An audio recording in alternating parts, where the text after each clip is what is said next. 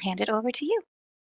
Fantastic. We didn't hear from any other members. We should be expecting everybody apart from Jeff. Correct. So I'm going to give it a minute and a half more to see who would like to pop up and join, just to avoid sort of early meeting disruption, and then we'll get the show on the road. For sure, that sounds great. Thank you.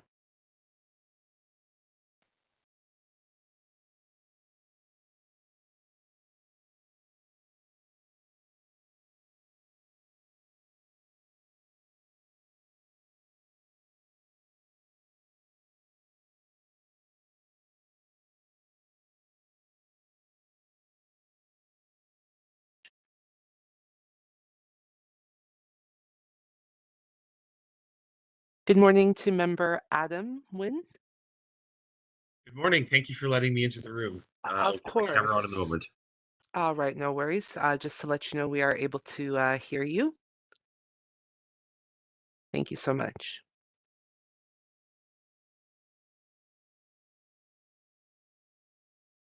And member Adam, I can confirm that we can also see you clearly. Thank you so much.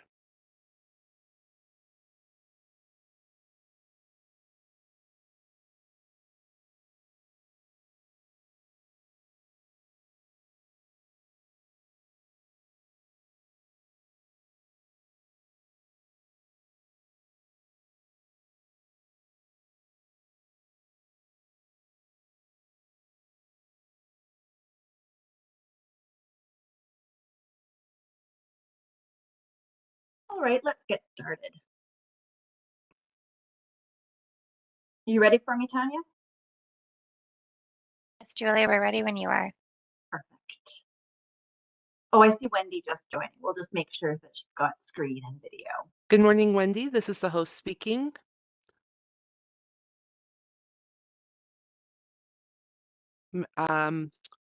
Member Wendy, we can see you. Just want to make sure that we can hear you clearly as well. Okay, I'm mute, just Yes. unmute myself. Okay, thank you. Good morning, Beautiful. everyone. Yes, Okay, thank perfect. you. Thank you.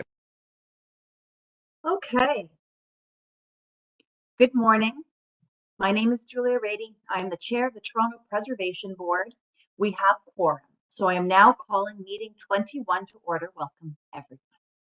Today's meeting is being held by video conference and is also being live streamed online at youtube.com/Toronto City Council Live. Although we may be meeting in different locations today, the Preservation Board would like to acknowledge that the land we are meeting on is the traditional territory of many nations, including the Mississaugas of the Credit, the Anishinaabe, the Chippewa, the Haudenosaunee, and the Wendat peoples, and is now home to many diverse First Nations, Inuit, and Métis peoples. We also acknowledge that Toronto is covered by Treaty 13 with the Mississaugas of the Credit. If you are registered to speak today, at today's meeting, please listen for me to call your name. I will call speakers in the order they appear on the list. The list of speakers can be viewed online by visiting the Toronto Preservation Board at toronto.ca/council and clicking the speakers box for today's meeting. Members, the City Clerk has provided all agenda materials on toronto.ca/council. As a reminder, please submit and approve your motions by email. Staff are available at hertpb@toronto.ca to help with motions. At this time, are there any declarations of interest under the Municipal Conflict of Interest Act? If you do have an interest, please raise your hand or unmute your microphone and indicate the item number and the nature of the interest. Seeing none, we will proceed. Could I please have a motion to confirm the minutes from our meeting on July 4th, 2024? Paul, all those in favor? Motion, Alex, cross hands, please. Thank you. Motion carries.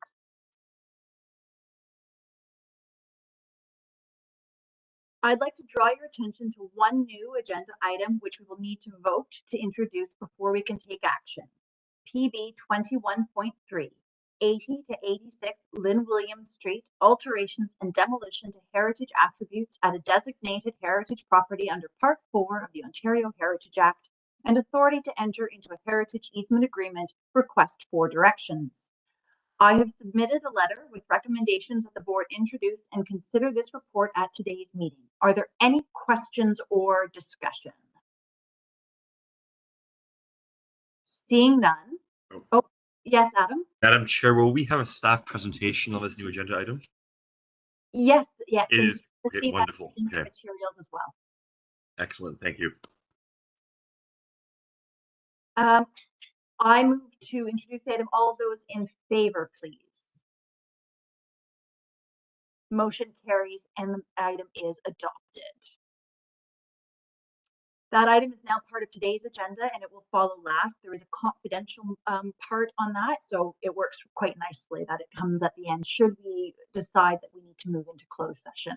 So now let's proceed with the agenda review, including the new item. The first is PB 21.1, 41 to 45 Spadina Road, alterations to attributes of a designated heritage property under Section 33 of the Ontario Heritage Act and authority to enter into a heritage easement agreement. There are public speakers registered on this item, so it's going to be held. The next item is PB 21.2, 14 Mackenzie Avenue, demolition of a structure within the South Rosedale Heritage Conservation District and approval of a replacement structure. There are public speakers registered on this item, so it will be held. And then finally, PB 21.3, 80 to 86 Lynn William Street, alteration and demolition to heritage attributes at a designated heritage property under Part 4 of the Ontario Heritage Act and authority to enter into a heritage easement agreement request for directions. There is a presentation from heritage planning staff available if the board would like to hear it. This report also, as I noted before, contains a confidential attachment. Would anybody like to hold this item? Adam will hold this item. Thank you very much. So now we move back to PB 21.1. We have a staff report available. Would everybody like to hear it? Yes, not? Okay. I will turn it over to you, Dan. Thank you. Good morning, members of the board. Can you hear me clearly? Okay. My name is Dan Navarro of Heritage Planning staff. The item before you is a proposal to alter the designated heritage property at 41 to 45 Spadina Road and give authority to enter into a heritage easement agreement. Do we have the slide deck up? Could somebody control the slides? This Chair, is could I get a permission to share? okay. This is I'm giving it to you now. Please.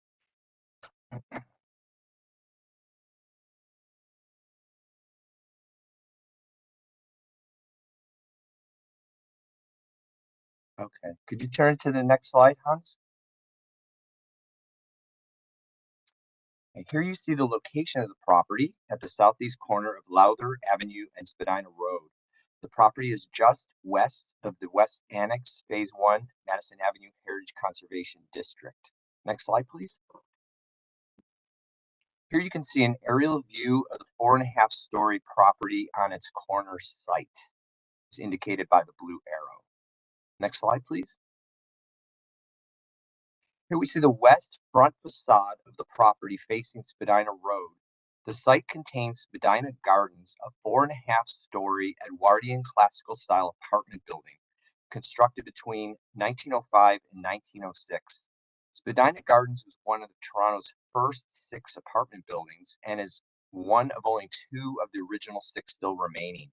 The entire property, externally and internally, were identified as attributes in the designation report and bylaw. Next slide, please. Here we see the North Lowther Avenue facade with the north rear elevation in view. Next slide, please.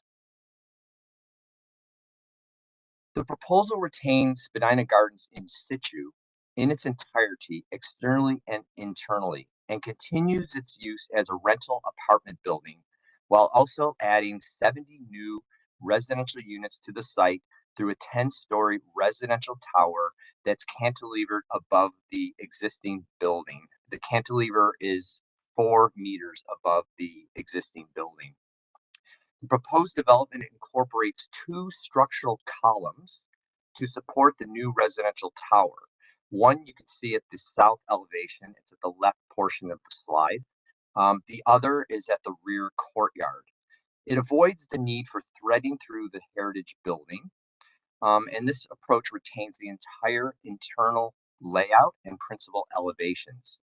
To the right of the courtyard structural column, it's in the center there, you can see the infill 1-story lobby, which will necessitate the removal of 2 windows that face the courtyard. Next slide, please.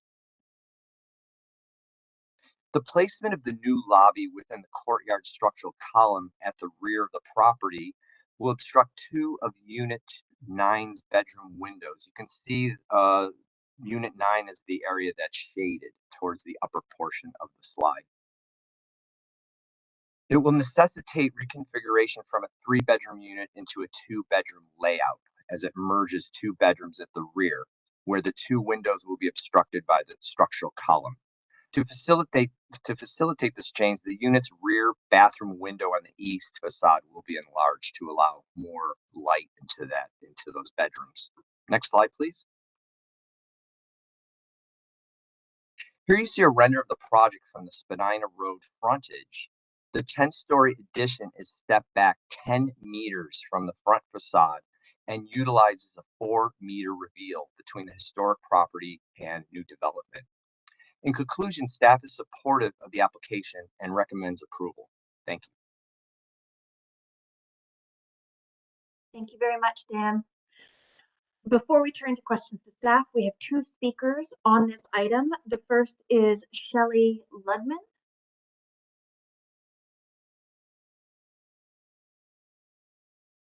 Hi everyone, I'm just here to answer questions if needed with ERA, the Heritage Consultant. Dan covered everything this morning. Thanks. Perfect, thank you very much. Do we have any questions for Shelley? Adam. I'm going to try to frame these, and thank you, Madam Chair. I'm going to try to frame these in the context of heritage-related items rather than design review board, which I think this should go through. But looking at the columns in particular and their interface with the heritage building, is it a legal separation between those columns and the heritage building? Those courtyards, I believe, are identified as a heritage attribute along with the side yard, and those columns are pretty strong pieces of architecture that add into those spaces. Is it possible to push them all the way back to the east boundary of the property to make more clearance?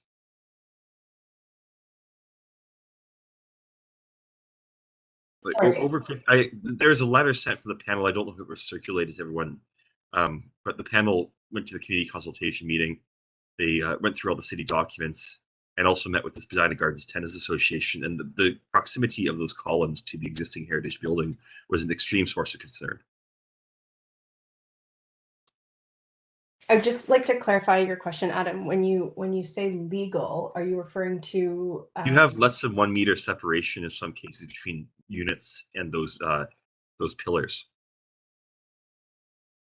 At one point, this is down at the bottom where the bike rooms are. It's a 0.86 meter clearance. Right. I mean, there's no units within those columns. Those are simply the. No, I am aware there's no units in those yeah. columns. Talk about the existing units in the existing heritage building. So the placement of the columns is being dictated obviously by the structural engineer and the structural approach to supporting the building above the fully retained heritage building. And we'd likely have to get structural input on that if the positioning of those columns were to change. That would be something I would encourage. Just also the proximity of those columns. If you ever have a fire, for example, God forbid, in one of those heritage units behind those. I see what the Madam Chair is about to say, but the proximity of those columns is something that is concerning in regards to the heritage attributes. But we can talk about this in our discussion period. Yes. And okay. you'll have a moment to ask questions of staff. So we're just trying to keep as straightforward as possible. Mm-hmm. Do we have any other questions for Shelley at this time? Yes, one more. Do you have material specificity for the cladding on those columns. Again, the light and the airflow of those existing units is a heritage attribute along with the layout of those units. I would like to understand the mitigation of those heritage attributes by way of the cladding that's being proposed. There's been no material specificity in any of the documents to date. No, so the cladding treatment is still something that's being considered by the design team and working closely with Dan and his team as well. And this is something that's being reviewed to ensure that it contributes to the mitigation strategy. So something that will be light in color to reflect, natural light, and also something pleasant to see outside of the windows. And that's described as a mitigation approach within the HIA prepared by our office. Okay, thank you. Any other questions for Shelley? Wendy. Yeah, Madam Chair, I don't know whether my questions will be appropriate to address to Michelle. Michelle, my question is about the additions on the top of the preservation building. So is there any more information about regarding the height of that addition and to the environment in general in that neighborhood? So if we go to the page 2 of the slide deck, and it's mainly very low rises, right? And so I don't know if you compare slide 2 to slide 7, and I cannot imagine that building in that neighborhood will be impact on the community there. So, but I don't know whether this will be fall into the questions in this context. Thank you, Madam Chair. Thank you, Wendy. Can we put a pin in that question? Because I think that one is probably best directed to Dan, but we have another speaker on our list. And so maybe we want to listen to her and then we can collect other questions as we need. Are there any? One more, Madam Chair? For Shelley? For Shelley, yep. Absolutely. Shelley, and thank you, Madam Chair. Is ERA able to undertake a study to determine can the existing heritage building survive this level of intensive alteration on the site? In terms of vibrations to the existing building, I understand a lot of the building is plaster and lath. There's knob and tube wiring, other elements, including potential heavy objects falling onto the roof above during construction, foundation-related impacts. Can this existing building actually, even if they are two entirely separate buildings on the same site, the proximity of that intensive construction, can that existing heritage building survive that with people living inside it, or even without people living inside it? Yeah, so there's been a very multidisciplinary team that have been working together to land on the approach that you have seen today presented by Dan. And this is a light touch approach in terms of the impact to the building, as Dan said, and that we are not having to needle through the building. We are not having to support individual facades, and that the excavation required to support those columns and support the building above have been developed in tandem with structural engineers and geotechnical engineers and a consultant team that has delivered the response that you're seeing today. Thank you very much. Other questions for Shelley? Yes, Peter. Thanks. Hey, Shelley, thanks for being here to answer questions. I just have one question, which is, did the applicants team explore any other development or intensification scenarios for the property before determining to proceed with the current application? Dan, are you perhaps able to speak to that one? I know that I was on leave at the very early stages of this project. So if you can't, then Peter, I will have to circle back with some colleagues as this meeting is going on and perhaps get you an answer. Apologies. Why don't we pin that question as well? Because we can ask it of staff when we get to Dan. Does that work for you, Peter? And yeah, absolutely. Yep. Like a second if she needs to do something. Thanks, Julia. Yes. Madam Chair, one more question for Shelley. Shelley, could you please speak a bit to the planned retrofits or improvements to the existing heritage building as part of the redevelopment of this site? Will, for example, it be foundation repairs? Will the existing masonry be repaired? I did a site walkthrough of the building and noted the number of areas that do need repair work prior to this type of project being undertaken. Could you speak to any plans for improvements, retrofits, or restoration on the existing building? Yeah, so a full sort of scope of work will be detailed in a forthcoming conservation plan, but the intention is for the building to undergo, required exterior repairs, obviously to ensure the long-term stability of this building as we look to develop the addition above as well. Thank you very much. Any other questions for Shelley? Seeing none, we'll move on to our next speaker, which is Charlotte Mickey.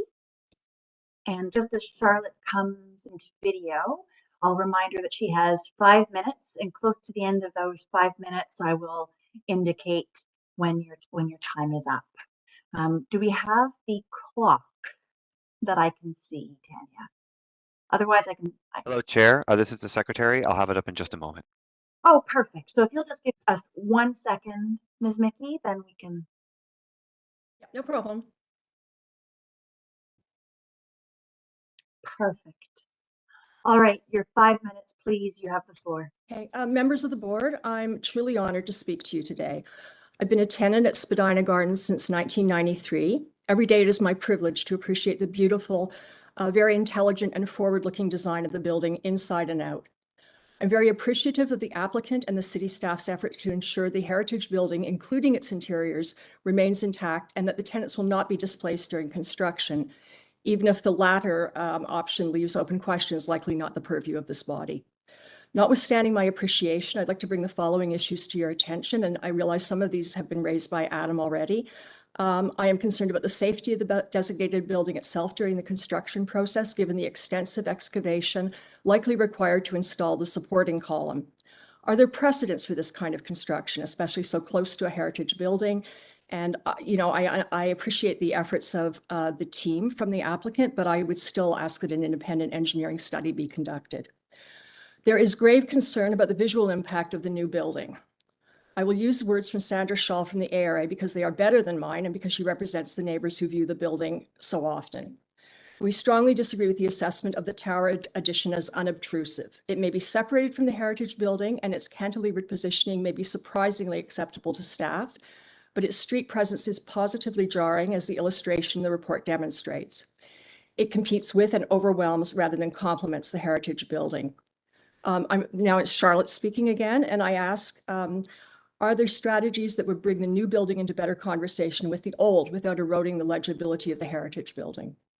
Number 3, according to the Heritage Impact Assessment, the intrusion of the columns into the courtyard and side yard represents an intervention with an adverse impact to a designated attribute, in particular, the provision of generous light to the apartments. I say this humbly.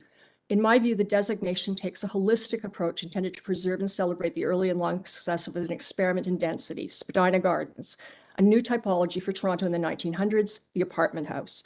The very large light wells are in the DNA of the building. The designation, to me at least, recognizes that.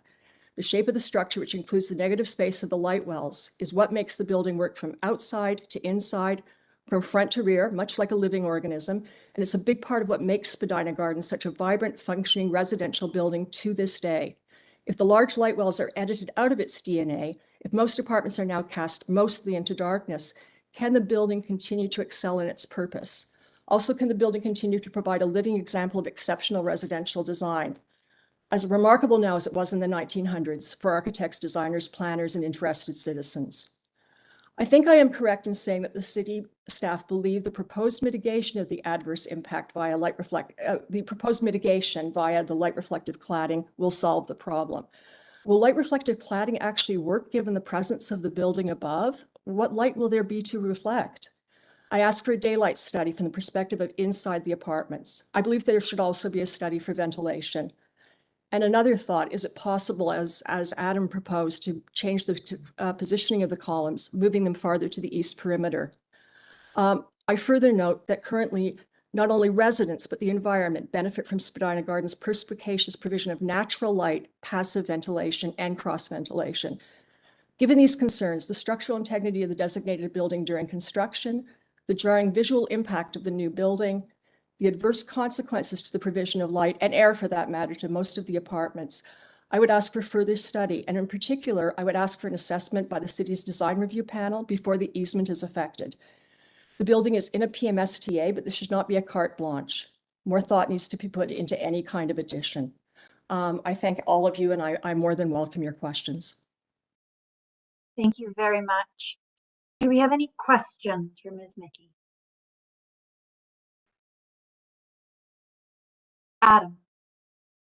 Charlotte, have you raised any of these points with city planning? And if you're comfortable, are you willing to share what type of responses you've got, or is it generally no response? I haven't heard, I haven't received responses except a notice that we will be meeting with the housing people to talk about what will happen to the tenants and how we'll figure out whether it's safe to stay or not. And I have yet to hear about that housing meeting. Wonderful. Perhaps city staff on this call, if we could gently nudge that along.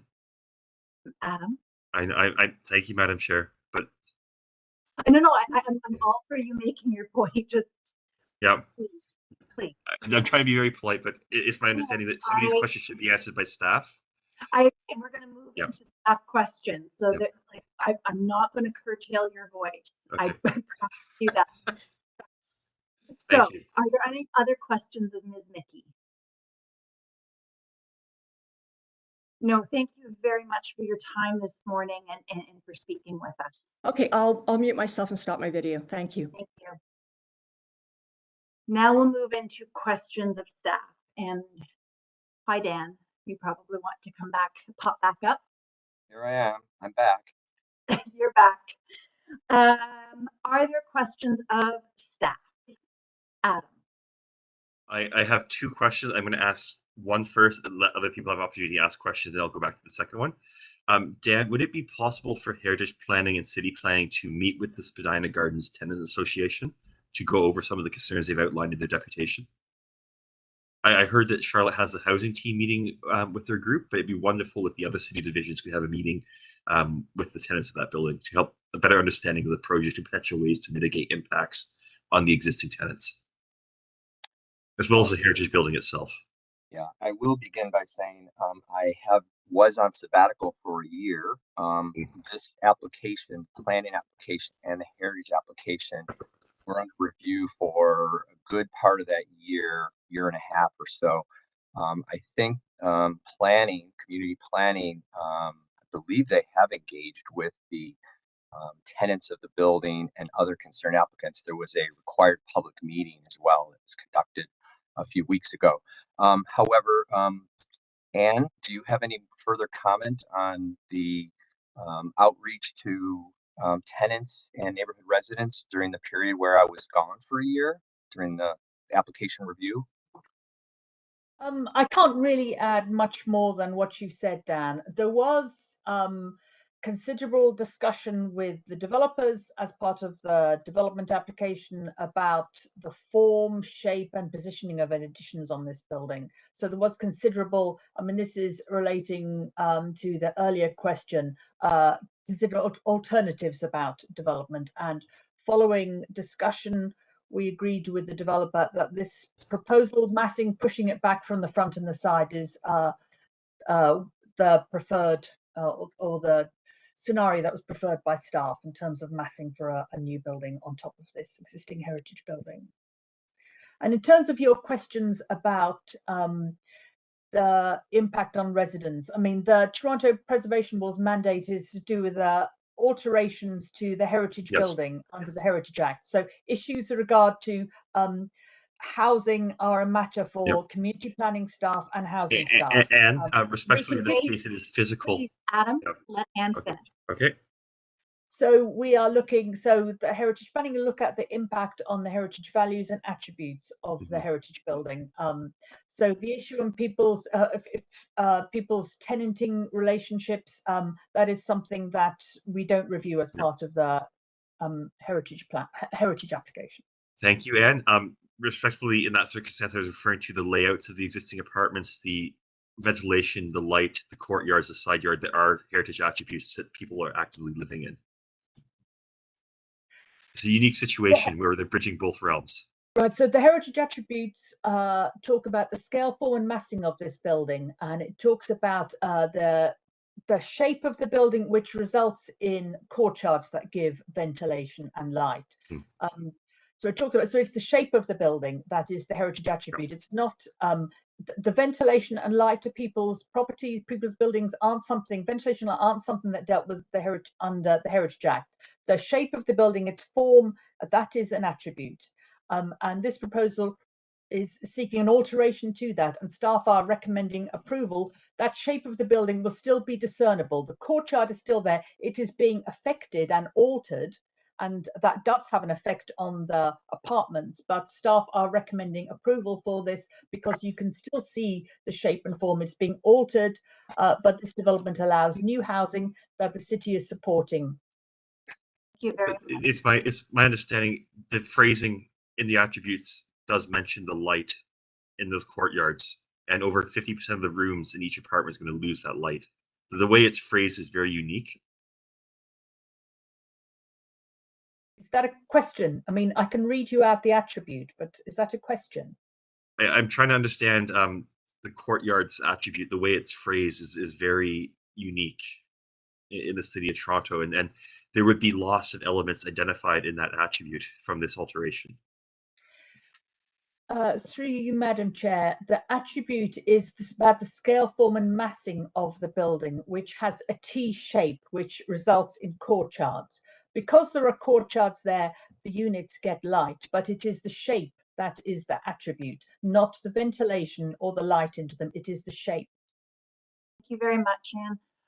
I know we tabled a few questions before from both Peter and Wendy. I think Wendy was first. Wendy, do you want to ask your question? Yeah, thank you, Madam Chair. I would like to just follow up the questions that you say that's to be like addressed to the staff. And after listening to Charlotte's expressions, I really with her about her comments, and I like the staff to comments on like, to me, preservation should not be just only on the building itself. It's the neighborhood is very important. My concern, yes, I appreciate that will be something okay, so it will be like exterior and interior. However, I'm really concerned about the tower building on the top, putting on the top, which is totally, to me, is quite not matching with the style and height-wise for the neighborhood. So technically, we already heard about like daylight, ventilations, the overall impact. So I'd like to the staff to address with those, apart from the technical preservations of that building, what will like what will be our discussions of what this board can do, or maybe what will be the area that we can discuss? Can we discuss about the new thing, the new box, the tower box on top, and impact on the neighborhood and the style that like the heritage building? I'm really concerned about this, so unmatched with the new addition on top, and then with this existing building and the overall impact of the neighborhood. Yeah, thank you.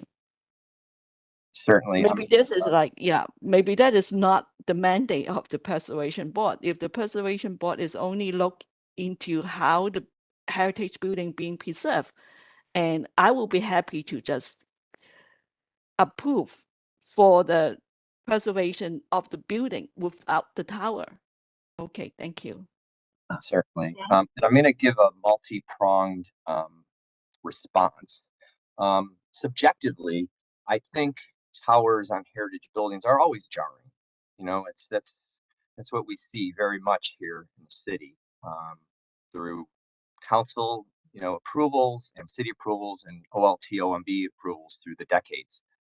However, in this case, under the designation bylaw, the 4.5-story form massing of the building seen from the public realm is an attribute of the property, with the 10-meter step back, which quite frankly is far more than we typically will get, from the 10-meter step back from the principal facade and full building conservation.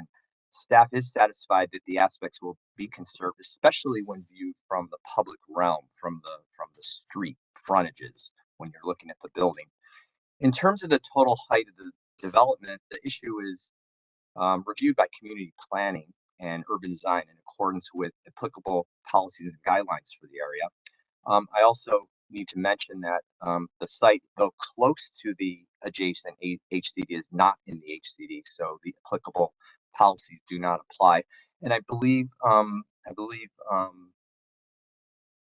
that you had mentioned if there are other towers nearby. There actually are. There's a few towers. I don't recollect the number. But there are some mid-sized towers and some towers that are taller than this on Spadina, north of the subject property, and in one of the streets to the west. I forgot which street it is. It's also a tower. So there are some towers in the area.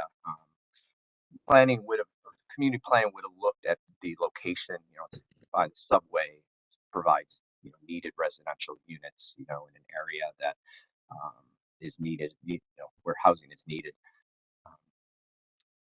Anyway, if you have any further questions, I'm happy to answer them.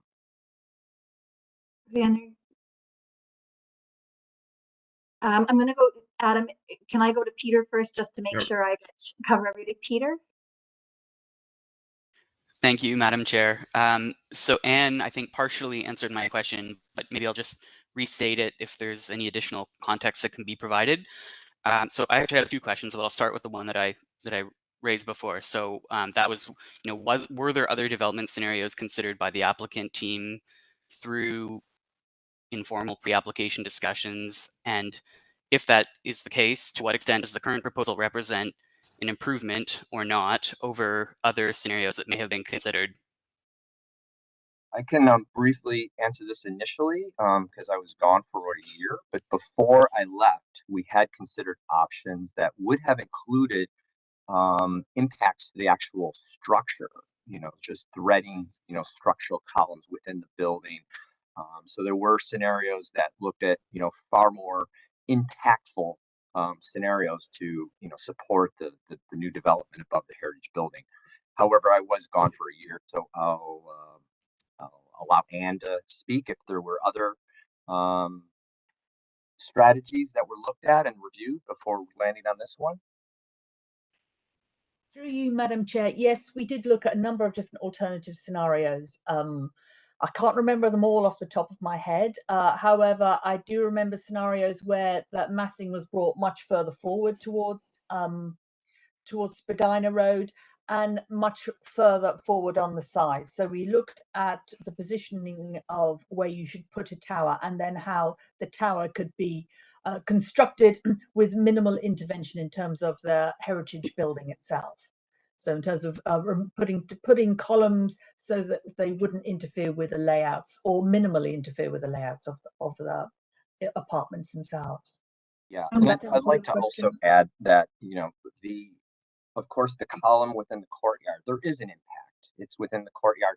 However, we think that this is not as impactful as columns that would be driven through the building and really affect the interior of the building. So it really is a balance that we're seeking, and we believe that this is less significant than the other option of creating columns within the building.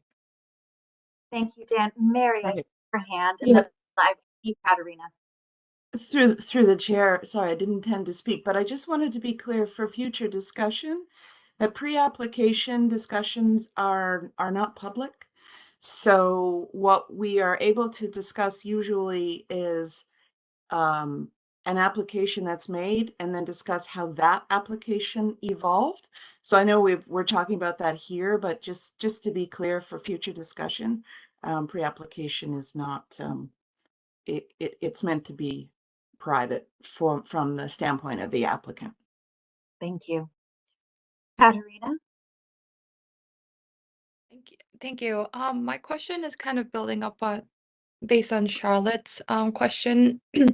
I just was wondering if there's any other precedents within the city where courtyards of this kind were used for structural to yield for structural functions.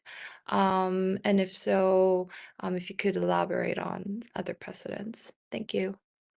I cannot recollect, this exact scenario. However, what I can state is we're very pleased the fact that we're keeping an entire building externally and internally. Typically, we don't get this type of conservation strategy, as you know. We very often will receive a strategy where we'll keep a facade and there will be a step back to the tower and much of the interior is demolished, or we'll have a tower atop a heritage structure where we'll have columns that are drilled into the building. So while I cannot speak to answer your question if there are similar exact scenarios where we have columns and rear courtyards, I could state that this is unusual in that we're really getting an entire apartment building conserved, interior layouts, the exterior of a very good step back, which we very often don't see. So in terms of comparing and contrasting to other heritage projects, I think this is quite laudable. Thank you, Dan. Adam. And 15 Glen Morris preserves the entire heritage building and just takes off the 1980s rear addition with a similar cantilever. I think you have carriage of that file as well. I wonder if there might be, in that case, there was a greater separation between the addition, and there's a point looking back to Spadina Gardens, Madam Chair, I'm going to get to in a moment, but during the community consultation, there is discussion of raising the 10-story addition a greater separation of 4 meters. And that is a precedent we've seen with other similar designs with cantilevered element over a heritage building. Is it possible to raise the 10-story addition higher than 4 meters of a separation? I believe that's actually a discussion that community planning is having with the residents. Yep. I'm aware of that discussion. I don't know what the solution arrived at has been, but I know that is an ongoing discussion. Thank you very much. So I have a question. So I know our mandate as a board is to sort of advise and assist about things that fall under Part 4 and Part 5 of the Ontario Heritage Act, and clearly other applications are at work. What is next for this file? Where does it go from here? Does it go to the community panel? Where does the planning application go? Just so that all of the members of the public can understand where this little piece of the puzzle fits into the larger thing, where other methods of discussion, especially regarding urban design, which might be outside the purview of the board, where that might occur. Right. This application would meet the planning application at community council, where the public will also have an opportunity to vet regarding the both applications. That would be the next step. Perfect. Thank you very much. Are there other questions of staff? Adam? Madam Chair, I apologize if this is directed at the wrong staff division, but perhaps either the clerks or the staff at Heritage Planning could answer or clarify this. As part of our approval or voting on this matter, are we able to set recommendations that various studies be conducted as part of the approval?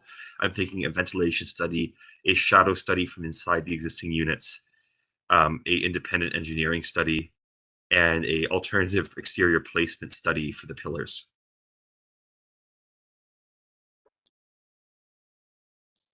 Somebody want to jump in? I don't think I'm able to quite answer that question. A manager, perhaps. So the TPB are looking at the actual alteration that you're reviewing the heritage permit application that is before you, and your input, the mandate of the TPB is to review those alterations to the heritage building, to the values and attributes of the heritage building. So seeking further studies, that is not within the purview of the role of the TPB. You can't, the mandate of the TPB is not to direct staff to do things. You can make recommendations with regard to the application that is before you. Yes, thank you, Anne. In the past, we've had success with that type of request with further study around heritage features. There was a request with the Upper Jarvis Selby Huntley Lindsay file to have an in-depth analysis of every property and their associative value. So we have been able to recommend reports in the past. I'm just wondering, how do we go about phrasing this, either it's a recommendation or maybe it's directed at the applicant, or how do we go about getting these examinations? I think they're very pertinent to the alterations that we're voting on, given that the interior and exterior of that heritage building are attributes. So you are making you're providing advice to City Council on heritage matters. So that is your advice. So you can provide comments on the application before you. You could say, if you wanted to provide advice, you could ask for further studies at conservation plans, or you could ask for things to be improved at the conservation plan stage. You could put advice with respect to that.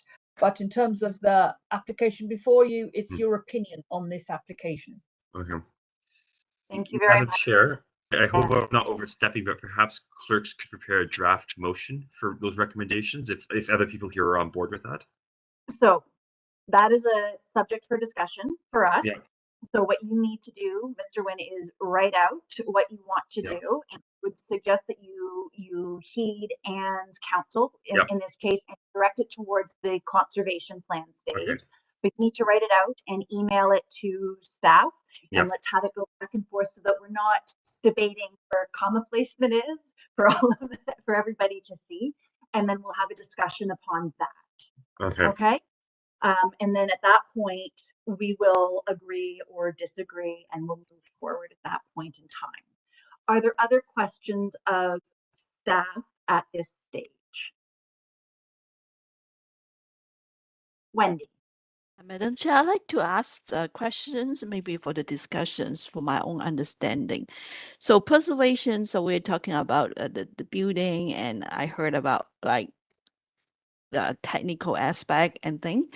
But in general, we like as a whole with because like the new tower, the box on top, in terms of the material, just if that is like opinion, that's from a you imagine about the community, people who live there may not have the expertise of understanding all the technical details, but visually, just you look at these, are we looking at like the whole of preserving the building and with this new tower on top, which is to me, if a very straightforward opinion, is destroying the style of the heritage building. And I don't know whether that will be like what Anne said is the mandate of this board. Is it just looking at the original building, or also we look at a bigger picture of how what is proposed on top in terms of from the concept of preservations? I just want to have a discussions like clarified how should I look at these serving in this board, Madam Chair. Thank you. Thank you. I can give a go on that. Hi, Wendy. Yes, hello, Mary. Thank you. It's everything seems to be a complicated question with a complicated answer, but I'll try to simplify it. The new design is relevant to the heritage preservation. And whether it's a new tower, whether it's an addition, that's something that we do look at as heritage planning staff. There are, of course, other people, specifically urban design, who look at those features, but we're always looking for something that's harmonious to some extent. But there are lots of choices around that. You know, we in preservation work speak to the idea of making sure that things are distinct and of their time, but that doesn't mean they should be out of dialogue with the heritage building or completely jarring. The complexity is that because this is at the zoning stage, the design will evolve. However, if there is something that you see specifically that concerns you in terms of the exterior design, the materiality, that is completely fair for you to put together a motion around that would go to community council and council. And if adopted, that's your I'll call it an opinion, but it's a considered opinion relative to its dialogue with the heritage building, will then be taken forward as part of the continued discussion of the design. Because at this point, the design will evolve. Site plan is really when designs hit the road. So if there's something specific that concerns you, or if there's a general comment, we can work with you on that. So it is relevant. Thank you. Thank you. Just to follow up, Mary, I think you might recall that in the past, the Preservation Board has sometimes attached a letter so that we'll move the recommendations, but as a board, we'll collectively write a letter with sort of some commentary. And that could be a way forward that just sort of urges, that we are supportive of, for example, of an application, but, we would recommend that a continued iteration and commentary with heritage planning to make a compatible design. I think we've done that in the past. Yeah, so in that sense, is it the board Can you just hold on a second, Wendy? Sure. Yeah, sure. Answers my convoluted question. Yes, however, I would say that if there is something that a board member would like to see nuanced or changed, then I think it's better in a motion than a letter, because that will carry forward on the public record, right?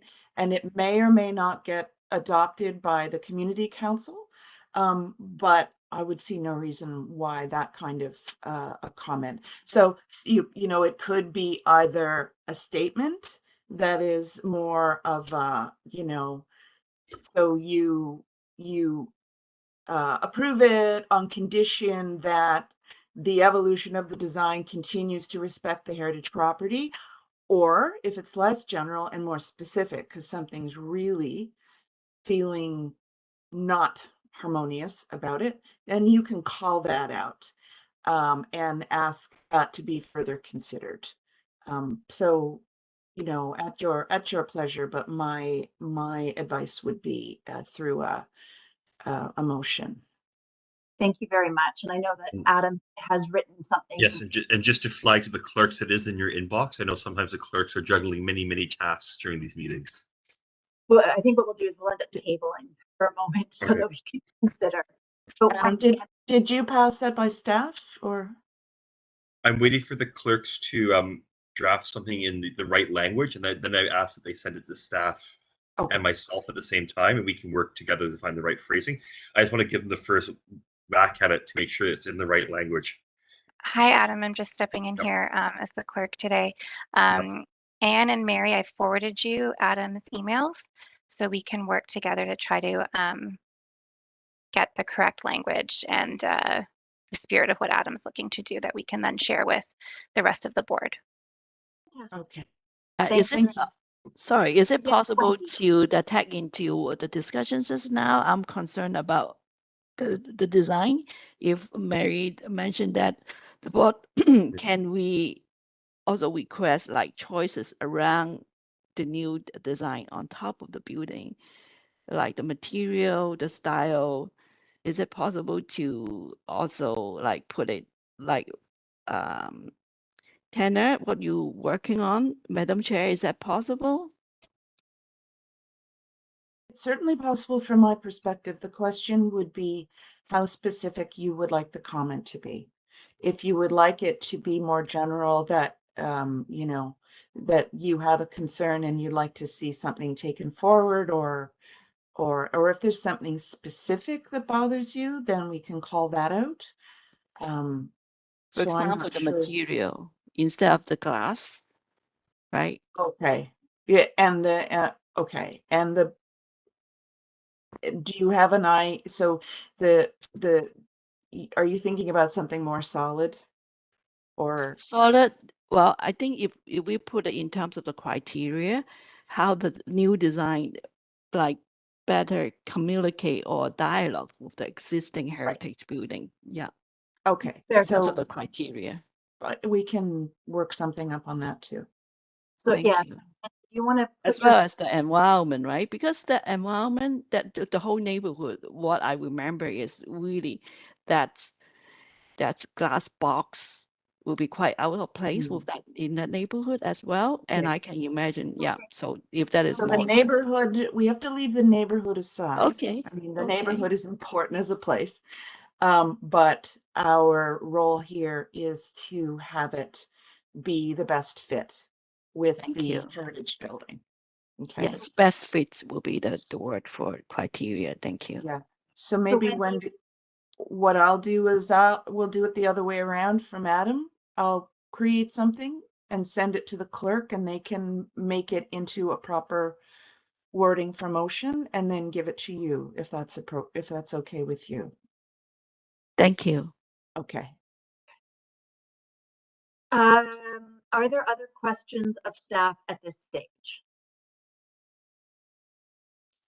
Seeing none, I think we have more discussion ahead of us, but I think because we're going to be considering a few things, now might be an appropriate moment to table this item and move on to the next as wording for motions sort of come together so that we can consider it as fulsomely as possible. So I think at this point, let's table PB 21.1 and move on to PB 21.2. All right. We have, hold on, just bringing up we have a staff report or a staff presentation. Would we like to hear it? Yes, please and thank you. Good morning, members of the board. Can you hear me clearly? Great. My name is Will Thomas. I am an assistant planner with the Heritage Planning Department. This report recommends the approval of the demolition of an unrated built property within the South Rosedale Heritage Conservation District and the approval of a replacement structure at 14 Mackenzie Avenue. Next slide, please. The property is located at the southeastern edge of the South Rosedale Heritage Conservation District. More specifically, the property is located on the north side of Mackenzie Avenue, just east of Castle Frank Road and north of Bloor Street East. This map shows the subject property outlined in red. Next slide, please. The current house on the site was constructed in the early 20th century. Since its original construction, the house has seen several alterations to the front facade, including a large 3-story addition. As such, the current structure on the site has an unrated status within the HCD plan. Unrated buildings are buildings within the South Rosedale Heritage Conservation District that are not included in category A, B, or C, which are not of national, provincial, citywide, or contextual heritage significance, do not contribute to the heritage character of South Rosedale, or are too recent to be accurately evaluated. The proposal before you today is to demolish this existing unrated building. As per the South Rosedale Heritage Conservation District plan, demolition of an unrated building will generally be permissible if the replacement building, as shown in the building permit application, is acceptable under these guidelines. The policies go on to outline the guidelines for the replacement building, namely that it should contribute to and not detract from the variety and heritage character of the district, be designed to be compatible with the heritage buildings in terms of scale, massing, height, setback, and entry level, and that the roof parapet, roof profile and location of the eaves line or the roof parapet should be designed so that the apparent height is compatible with that of its neighbors and is not visually overwhelming to neighboring buildings. Next slide, please. This slide shows a site plan of the proposed replacement building. Highlighted in red is the proposed setback, and highlighted in blue are the 2 adjacent setbacks. Heritage Planning staff worked with the applicant to reduce the front yard setback. The setback is now less than that of the existing building and more similar to adjacent houses. Next slide, please. This slide shows a drawing of the primary elevation of the proposed replacement building.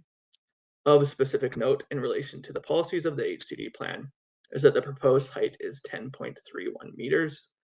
This is less than the current building on site and also slightly less than the 2 adjacent properties. Next slide, please. This slide shows renderings of the proposal, comparing the original proposal that we received on the left to the proposed plans before you today on the right. Heritage planning staff worked with the applicant to reduce the eaves line by approximately a meter from the original proposal to ensure its compatibility with the adjacent buildings. Next slide, please. Finally, this massing study provided by the applicant shows the culmination of the proposed buildings, scale, massing, height, and eaves line in relation to the neighbors. The line of elevations on the top portion of the screen shows the original building in its surrounding context, and the elevations on the lower portion of your screen show the proposed replacement building and its compatibility with the surrounding context.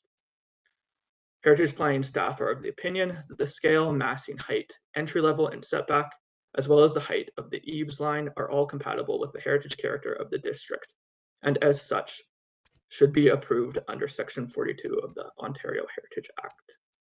This concludes my presentation. Thank you very much, Will. We have one speaker on this item, Alexander Overholt. Yes, thank you, Madam Chair and board members. Good morning. From Contempus.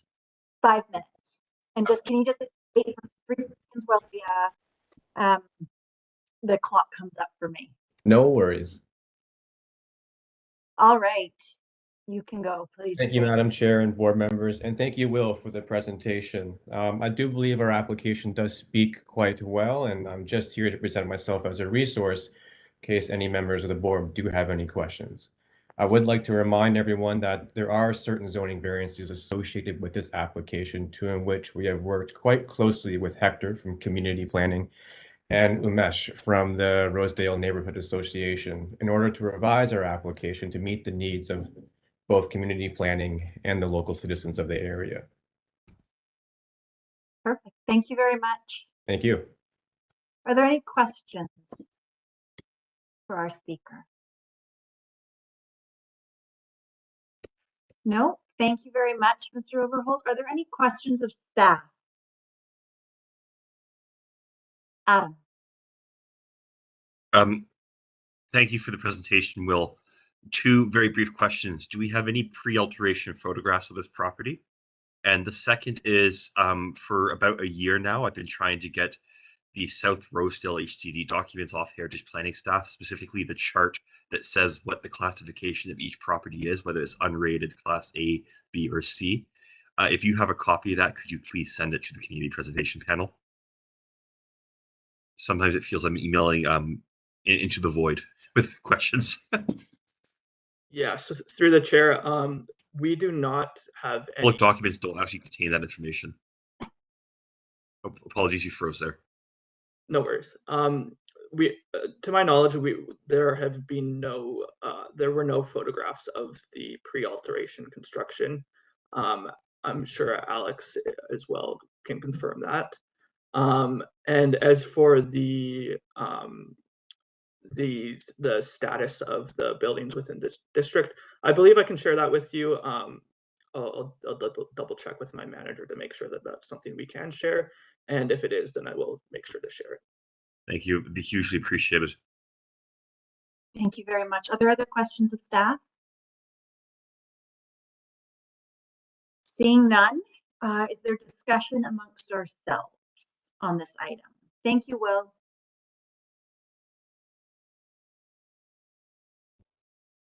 Seeing none, we have a report before us with recommendations. Does anybody care to move the recommendations in the report? I'll move the recommendations in the report. All those in favor? Motion carries. Thank you very much. Can I just ask of staff and clerks just where we're at for the motions, just trying that delicate balance between the next item, which with the confidential bit, and our first item, just trying to keep things sort of running as smoothly. I'm still working on both motions. I've taken responsibility for it while the others monitor what's going on. So We'll move on. There's time. Point 3. Thank you very much. So we're now moving on to the item that was introduced today, PB 21.3. Just moving on. We'll have a presentation from staff, which I think we'd like to hear. Yes. Hello, Erin. Hi, good morning.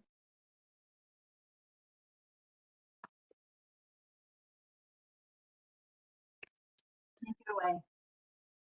Fantastic. Thank you. Good morning to the chair. My name is Erin Smith, and I'm with Heritage Planning, presenting item PB 21.3 for you today regarding 80 to 86 Lynn Williams Street, alteration and demolition to heritage attributes at a designated heritage property, and authority to enter into a heritage easement agreement.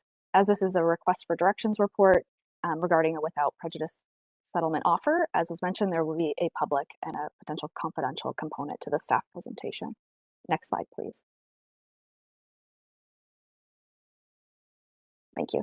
This slide highlights the subject property at 80 to 86 Lynn Williams Street here in red. It's located in Toronto's Liberty Village neighborhood on the north side of Lynn Williams Street, mid-block between Hannah Avenue and Western Battery Road. Next slide, please. The property comprises the A.R. Williams Machinery Company warehouse, which is a long rectangular brick warehouse building constructed in 1928 to 29 with a 2-story central mass that's flanked by 1-story wings. The property is designated under Part 4 of the Ontario Heritage Act, and this slide shows the property's principal self-elevation, which fronts onto Lynn Williams Street. This half of the property was renovated for office use in 2005, and the north half of the building is vacant and unused, which largely mirrors this elevation. Next slide, please. This slide shows the west elevation of the building with later window openings that have been added. Next slide, please. Here you can see the east elevation of the building and the full extent of the building. The exterior east wall that's shown here actually comprises part of a remnant party wall of a formerly abutting prison building that was located here. Next slide, please. And lastly, this is the north elevation. And as stated, this half of the property is currently vacant and unused and largely mirrors the south half of the property. Next slide, please. The property's designation bylaw includes some interior heritage attributes that are depicted here, which includes a traveling crane that's located across the middle of the building, as well as an open ceiling with steel trusses and columns. Next slide, please. This slide shows an excerpt of the existing as-of-right site-specific zoning permissions for this property that's found within the city's bylaw 600/2005, which stipulates that the north half of the building can be redeveloped should the south half of the building be conserved and retained. Next slide, please. In 2023, a zoning bylaw amendment application was submitted for the property to permit a 43-story mixed-use building on the north half of the heritage site, demolishing the north half of the heritage building and retaining the south half. The applicant subsequently appealed council's decision on the application to the Ontario Land Tribunal, and the applicant has now submitted a without prejudice settlement offer to the city that includes an application under Section 33 and 34(1)(1) of the Ontario Heritage Act for the alteration to and demolition of heritage attributes of the heritage building, and that's what's before you today. This concludes the public portion of my presentation and would enter into in-camera to share the without prejudice settlement offer and solicitor's advice. Thank you. Thank you very much, Erin. Just wait till I have my little grid of the board. So we have a confidential portion that we can ask questions of, and that there'll be a confidential presentation for the board. Does the board need more information and to discuss that? And in which case then we'll move into closed session. Do we feel, do we need to, because everybody will have received the materials and read it, but do we want to move into closed session to do any more discussion, or shall we have, and we can only talk about the public portions, but we can ask questions of Erin, ask questions, have our discussion about the public bits, and then we can move to vote, or we can move into closed session. What is the will of my members? Peter? I do have a question about the architectural plans associated with the settlement offer. So I think that might be a confidential matter. It is. So let's at this point then, I'm going to make a motion that the Toronto Preservation Board meet in closed session as permitted by the City of Toronto Act to consider this item. PB 21.3, 80 to 86 William Street alteration and demolition to the heritage attributes at a designated heritage property under Part 4 of the Ontario Heritage Act, and authority to enter into a heritage easement agreement request for directions. All in favor of meeting in closed session, please raise your hand. The motion carries. I'll now give our lovely clerks a moment to close the session. Thank you, Julia. Just give us one moment and I'll advise when we're ready to resume. Give us one moment. Of course, thank you.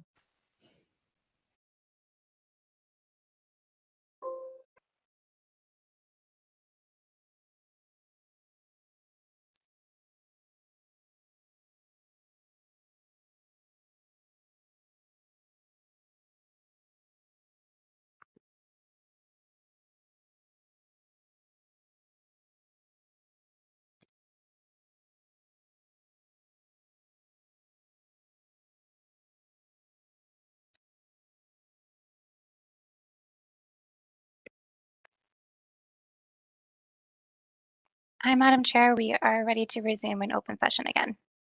Perfect.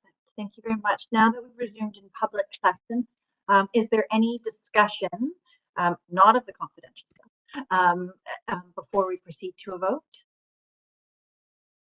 Seeing none, we have a report before us with recommendations, and I will move those recommendations. So we're going to need a recorded vote for this.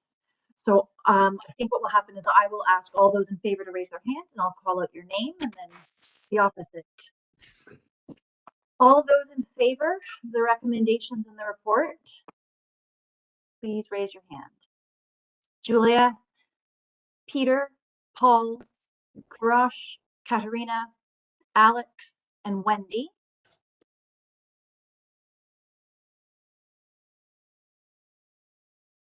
And all those opposed, Adam and Matthew.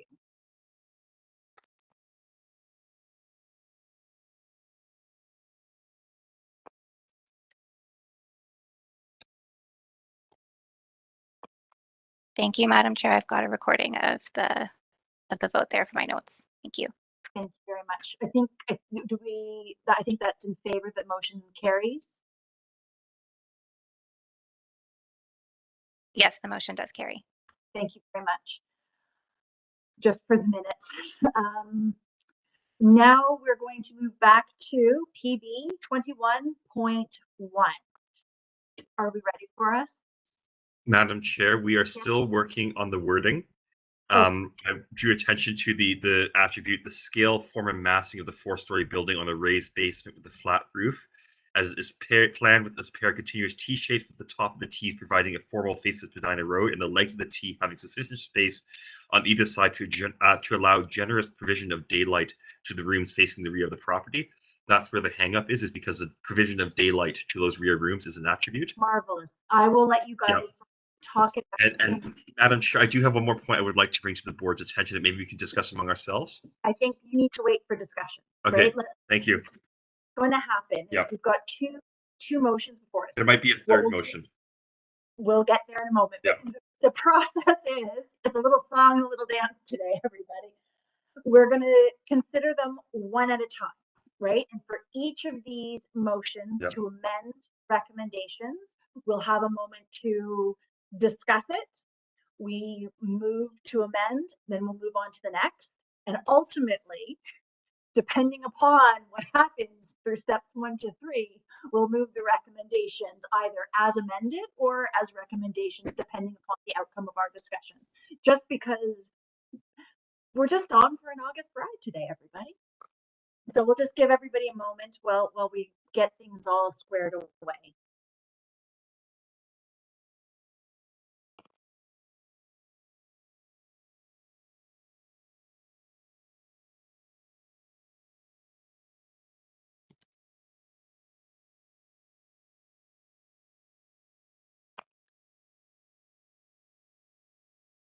Madam Chair, may I mention the third motion? It has not come up with discussion yet. No, Nope. because Okay. I'm not there yet. Okay. Just, I don't want to, just for the sake of it, Adam, Yep. I don't want to confuse matters, because I think if we're able to sort of look at things discreetly and then see the Yeah. forest for the trees all in one order, I think that's probably better for our discussion purposes as well. Mm-hmm.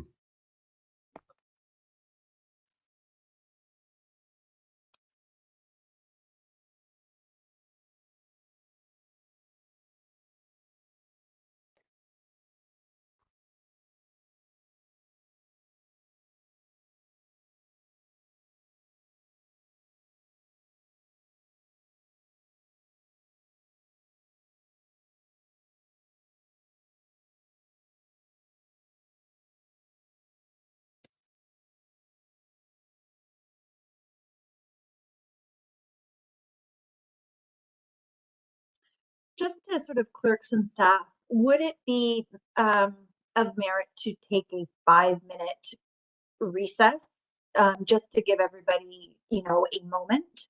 Does that sound like a good idea? Madam Chair, it's completely up to you if you'd like to recess while staff and members go back and forth on some of the wording for these motions.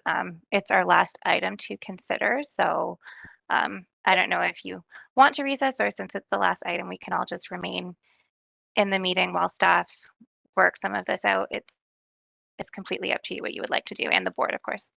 Of course. Could I ask of staff, do you need a little bit of time? We can all stare at our cameras for that time, but I recognize that you might need more than 30 seconds.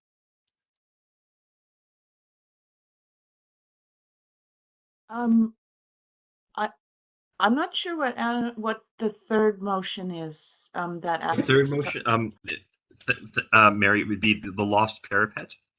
There's a Flemish-inspired parapet on the original drawings. It is not there on the building to date. I would like to encourage that it be reconstructed as part of these heritage alterations. If we go back to, if we could get the staff report up and go to the original drawings of the building. We're not Okay. there.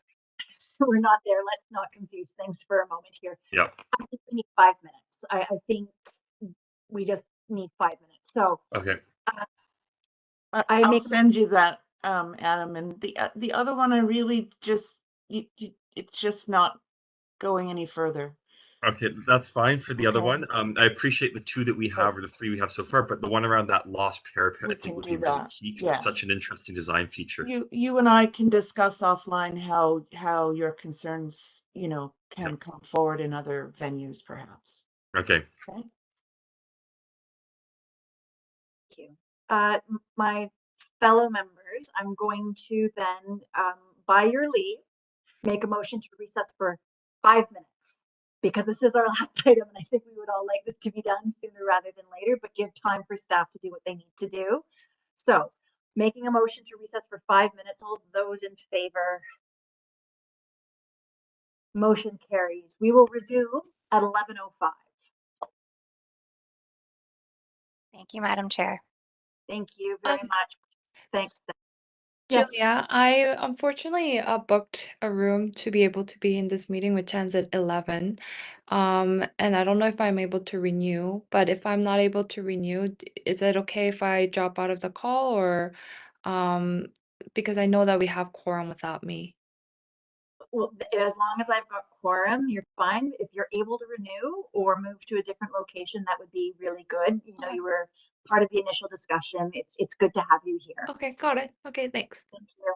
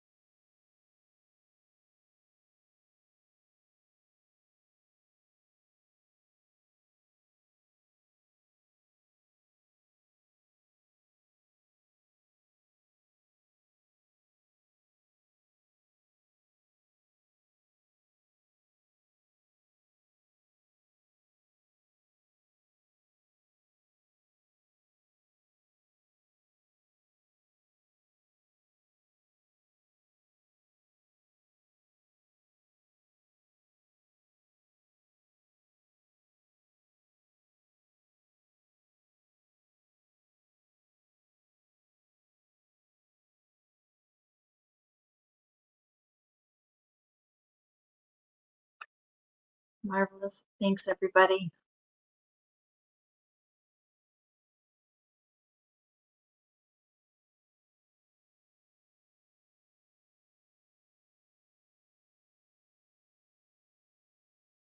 Madam Chair, I'm just waiting on the final motion from the clerks.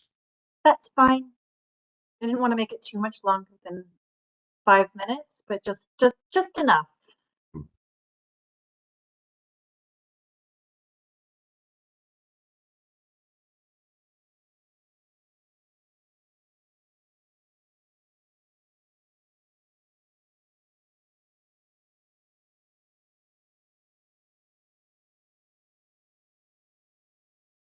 I wonder if there's ever been a longevity study on cantilever buildings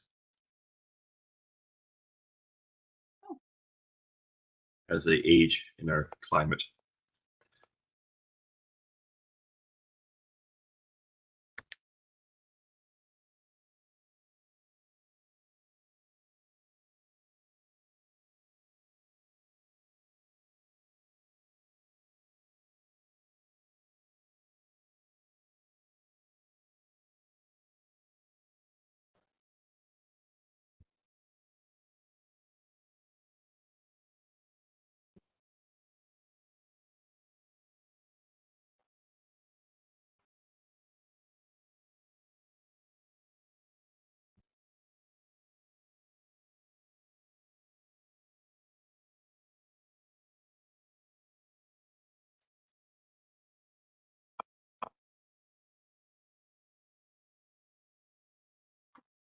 We're just waiting. I'll take this moment to thank staff for everything that they're doing behind the scenes, and as usual, our amazing clerks.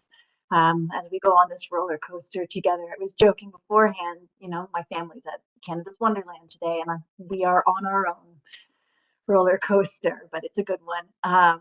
And then to the members of the public who are especially watching on YouTube, thank you very, very much for your attention and your interest. I think it's wonderful. So, and your patience as we move through the mechanisms of what it is we do as a board.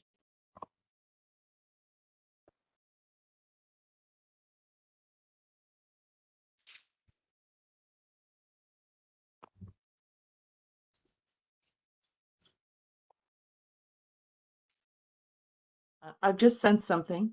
So 3 motions for Adam, 1 for Wendy. Wendy, your motion was slightly revised based on something Adam said, which is about placement, not materiality. So you'll have to take a look at it.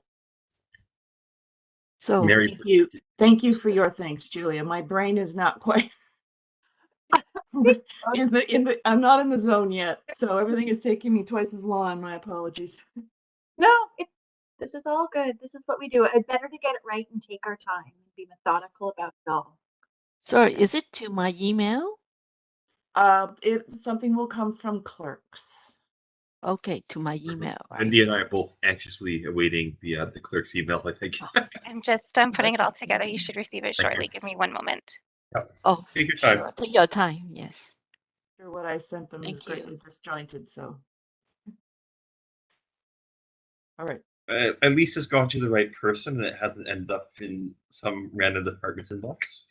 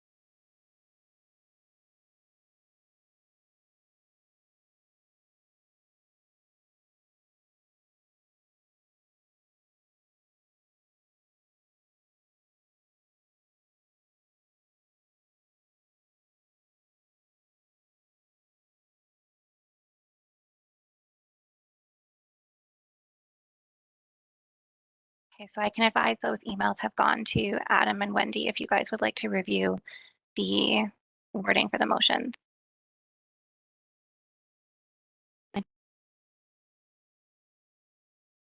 Can you please double check which email you sent it to? Because the only thing I have is something about Kazakhstan and nuclear weapons, which I don't think is from the clerks. Nothing has arrived. I just want to make sure it's going to the right email address. I'll double check that, Adam. Give me one moment. I think Kazakhstan is way out of the purview of the board. I think so as well, Mary.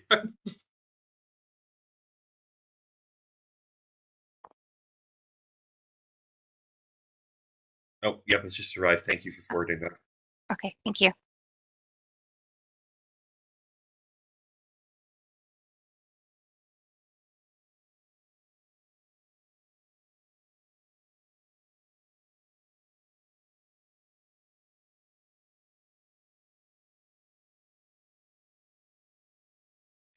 One minor correction, Tanya, on point 2, if we could put in the courtyard and side yard, please.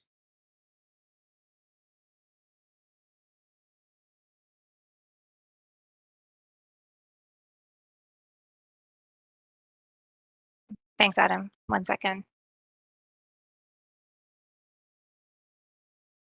And with the point number 1, are we able to say during and after construction?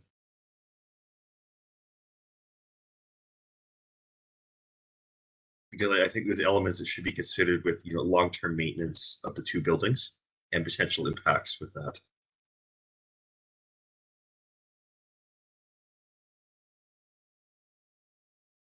And Mary, a point of protocol, please. Are we able to? Is there any stronger wording to use in consideration for point 3? Well, the board is advisory to council, so it's more appropriate to provide advice than direction. Okay. So we're only able to provide advice, not direction? Yes. Okay. Okay. Thank you.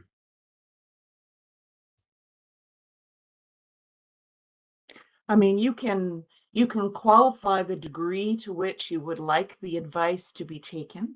You could say strongly advise, or you do something like that. I put it in a more Strongly neutral encourage that. lens. How about strongly encourage that consideration be given? Sure. Yeah, you can bump up your advice while still keeping it advice. Go for Tanya, can we put strongly encourage consideration be given, please? Yep, give us 1 moment. Yep.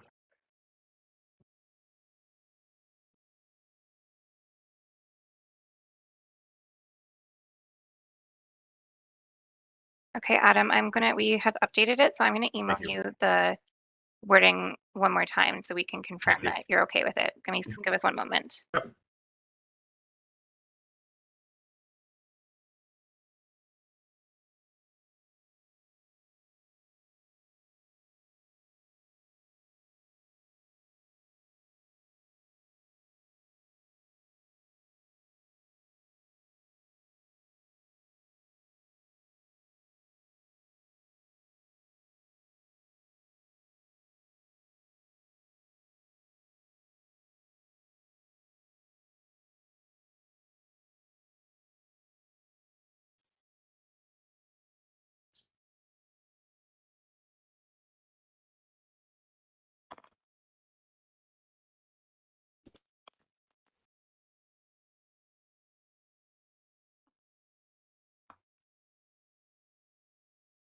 Okay, Adam, we just sent that off to you, so you should receive it shortly, and confirming with Wendy that we got your email. Thank you for confirming your wording.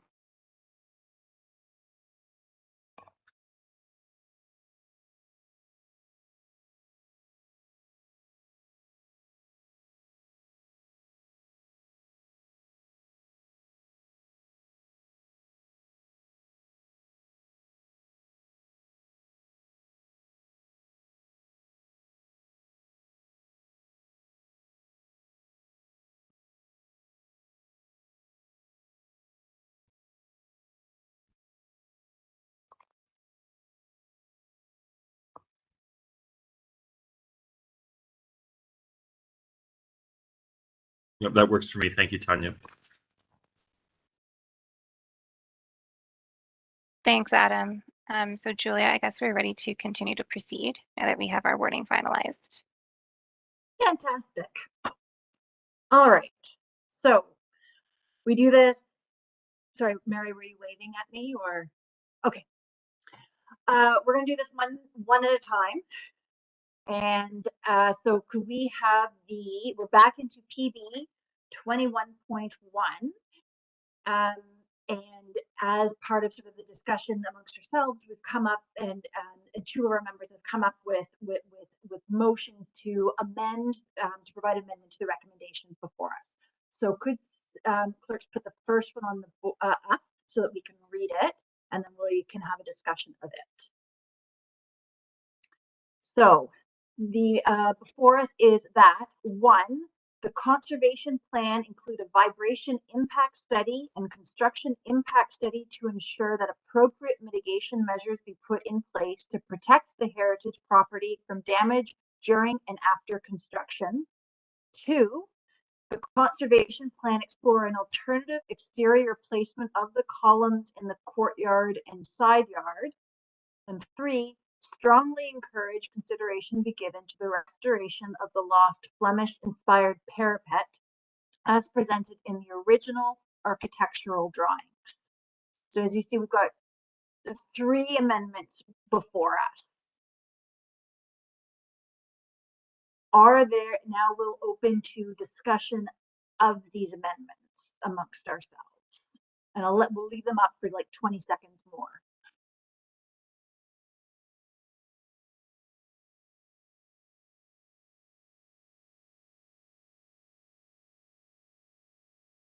Okay. So is there discussion amongst ourselves about the motion before us? And if I can't see because the motion's up, just type in.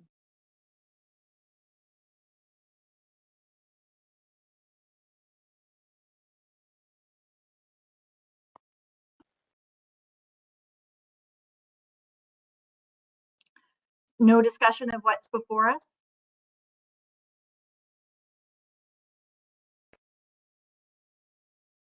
All right, so we need to have a motion.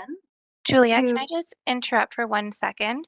We're just going to make one grammatical change to the third bullet on the motion here. Nothing to change what's the spirit of the motion. It's just a grammatical change. By all means. Okay, and you can see that we have made the minor change to the third point there. Perfect. Thank you very much. Thank you. So the third point reads, consideration strongly be given to the restoration of the lost Flemish-inspired parapet as presented in the original architectural drawings. If there is no discussion of all of this, we need to have a motion to amend to include these. So I assume that Adam, given that this is yours, do that. All those in favor, please raise your hand. Motion carries. So now we'll have recommendations as amended by what we just saw. And I think, is there another one that we're looking at? Yes, we have the motion from Wendy. Perfect. And Justin will bring that up in a moment. Thank you very much. So the second amendment before us, as moved by Wendy, is that one, further attention be given to the design of the proposal to ensure that the materiality and placement of the new construction be made more compatible with the heritage property. Is there any discussion of this amendment?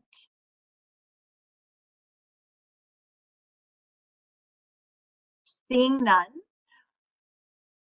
Wendy, you've moved this, and so all those in favor of the amendment, please raise your hands. I'm just scrolling here. Motion carries. Thank you very much. So now we have before us an opportunity for discussion of the PB 21.1 as amended. Is there any discussion amongst the board?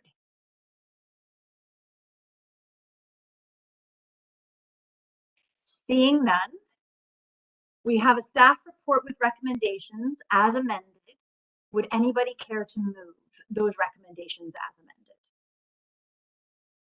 Katerina, all those in favor?